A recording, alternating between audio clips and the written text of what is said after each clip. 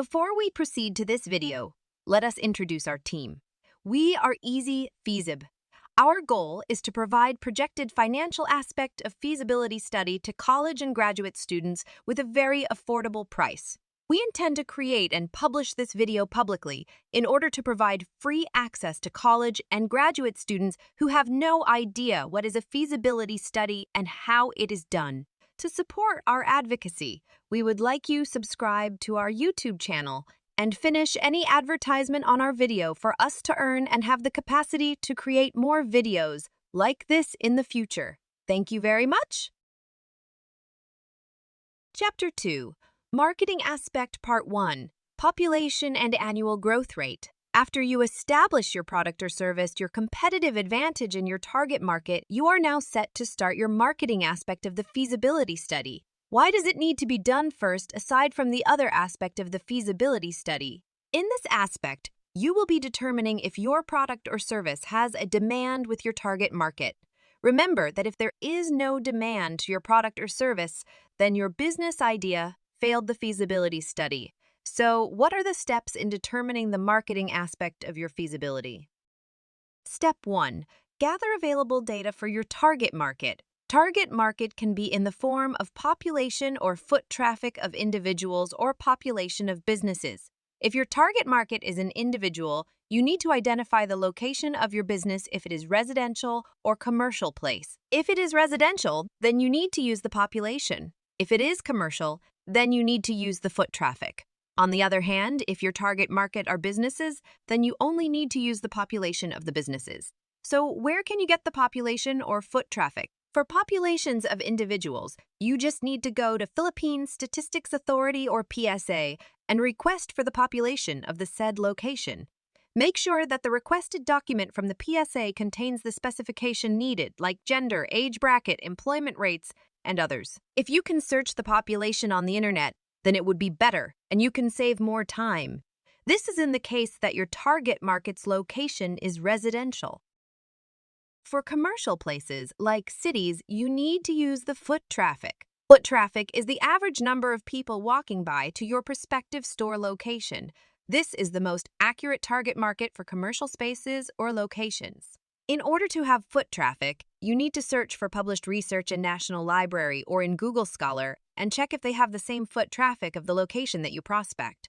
You can also conduct your own foot traffic counting, but it needs to be documented and takes time to establish it. For population of businesses, you just need to go to the Department of Trade and Industry or the Securities and Exchange Commissions to check the number of companies, including its branches, and request for the population of companies of the said location. You can also get data from city halls and municipalities, since businesses are paying business permits there to legally operate.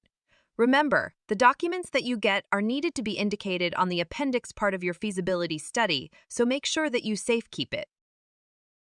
The step 2 would be titled as determining the annual growth rate.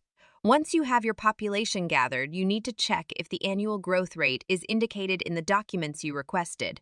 If none, then you need to compute for it. Let's say that the average growth rate is not indicated in the document. You need to get at least 5 more years backward from your gathered population. If you have the year 2022 population, then get also the population years 2018 to 2021 in order to have at least 5 years of population to the year 2022. If your study is a 10-year period, then you need to get 2013 to 2021 in order to have at least 10 years of population to year 2022. Once you gathered the populations, prepare a table like this one and have the first column for the years, which is the orange ones. The second column is for the population, which is the green ones. For the third column, which is the blue ones, try to get the difference from the previous year's population to the present year's population. You just need to subtract them. Then after that, create a fourth column, which is the yellow ones. Get the percent change from this year to last year. The formula for this would be the difference computed divided by the previous year's population. Once you got all 4 annual growth rates, get the average of those rates, and there you go. So you now know how to compute for the average annual growth rate. This method is also known as the backward computation of population. After computing the growth rate, let us now proceed to the step 3, which is called the computation of projected population. In order to compute the demand accurately, our population should be projected for 5 years starting from your prospective year of operation. If you plan to operate from in the current year, the best example is the year 2023, and you are required to project your study for 5 years, then you also need to compute for the population for the years 2024 to 2027. Let's compute. First, set your tables like this one. The first column, or the orange ones, would be the year. The second column, or the blue ones, would be the increase in population. How to compute for that? First, you need to multiply the last year's population to the average growth rate computed to get the increase in population for the current year. The third column, or the green ones, is the projected population. To compute for this, simply add the computed increase in the population this year to the last year's population to come up with the current year's population. Do this until you completely fill your table.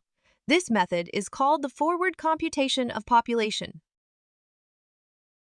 Let's summarize what we discussed. Step 1. Gather available data for your target market. Step 2. Determine the annual growth rate. Step 3. Compute for the projected population. The remaining steps on determining the marketing aspect of the feasibility study will be discussed on the next video. Thank you for watching this video. Don't forget to like this video and subscribe to our YouTube channel to see the next topic. The links to our social media accounts are on the description below. Do it the easy way with Easy Feasib.